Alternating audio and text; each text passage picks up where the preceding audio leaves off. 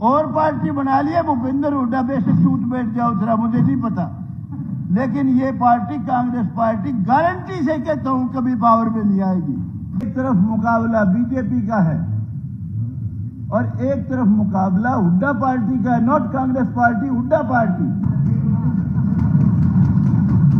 क्योंकि हमने इतना ही बताया था, एक जो कुमारी शैलजा थी जिसके पिताजी बहुत बड़े नेता थे, उसको खुद को टिकट नहीं दिया गया। वो जो टिकट गौतम जी गवर्नर आई थी उसको भी टिकट दिया था। हुड्डा साहब पार्टी आपकी है और का दखल ही नहीं, कुछ भी क्या गलत कह दिया हुड्डा साहब वो कुछ कहेंगे।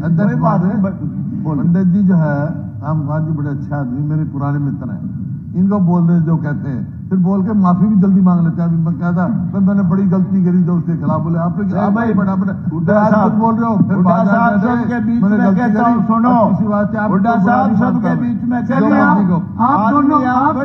आप दोनों की दोस्ती बनी रहे। जो आपने सरकार चलाई है वो बिल्कुल गलत थी, मैं उसका हामी नहीं हूं बिल्कुल, लेकिन इंसान अच्छे हो, आपकी रगों में गलत खून नहीं है। But you are surrounded by bloody rejected people of Om Prakash Chautala. आप कांग्रेसी, आपके साथ है ही नहीं कोई भी। कितने छोरे लगे 10 साल में हुड्डा साहब के राज में? एक भी नहीं। भाई खट्टर साहब वाले में कितने लगे? 70, 60, 65, 55, 15। भाई हुड्डा साहब के टाइम में तेरे गांव में कितने लगे? काम कितने हुए तेरे डेवलपमेंट के? एक भी नहीं। भाई खट्टर साहब के राज में और नायब सैनी के राज में कितने काम हुए कि जी इतने लाख के, इतने करोड़ के?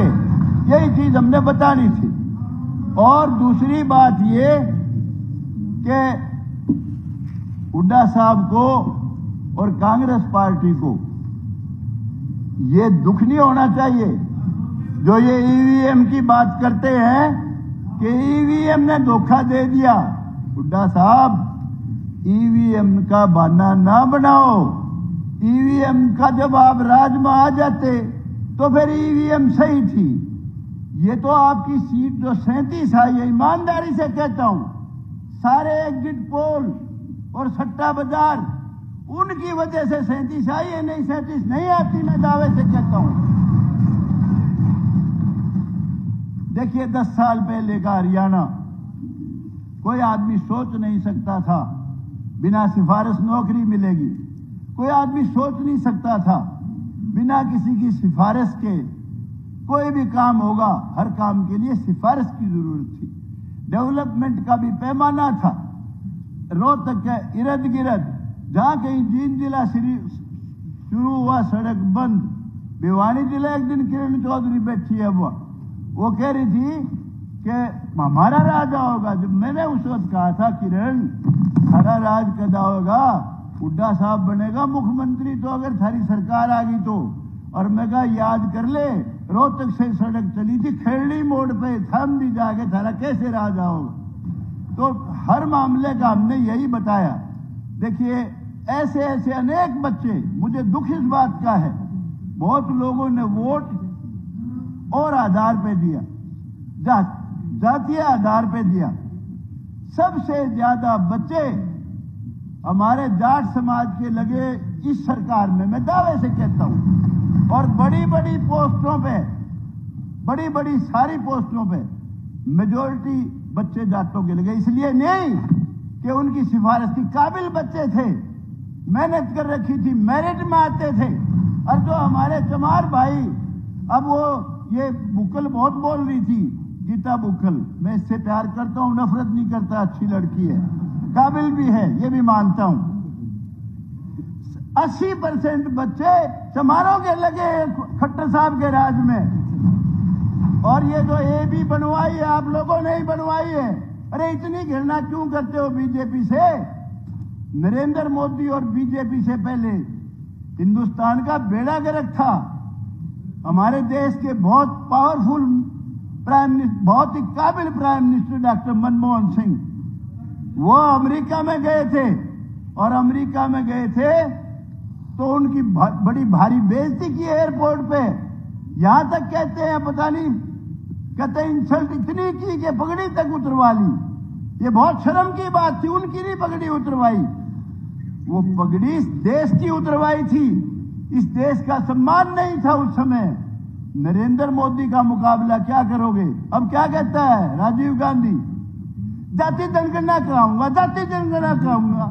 एक ने पूछे, और राहुल गांधी, सॉरी राहुल गांधी, अरे तू जाति जनगणना कराओगा? एक वो अनुराग ठाकुर है, उसने वही पूछ लिया, बोला भाई तेरी जात तो बता।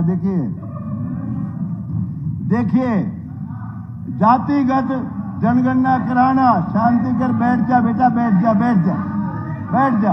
सुनो सुनो, नरेंद्र मोदी का मुकाबला, नरेंद्र मोदी का मुकाबला कोई नहीं कर सकता। बीजेपी का मुकाबला कोई नहीं कर सकता। बीजेपी ने नरेंद्र मोदी में दुनिया में इस देश का सम्मान बढ़ाया है। जो देश आपस में भी दुश्मन है, यूक्रेन है, रशिया है, उन्होंने भी वही सम्मान दिया जो यूक्रेन ने दिया, वही रशिया ने दिया। अमेरिका ने भी वही दिया जो रशिया ने दिया। दुनिया में देश को जना दिया। गौतम जी, आप कोई 370 राज्यपाल अभिभाषण तक रही और इस तरह के शब्दों को थोड़ा अवॉइड कीजिए आप।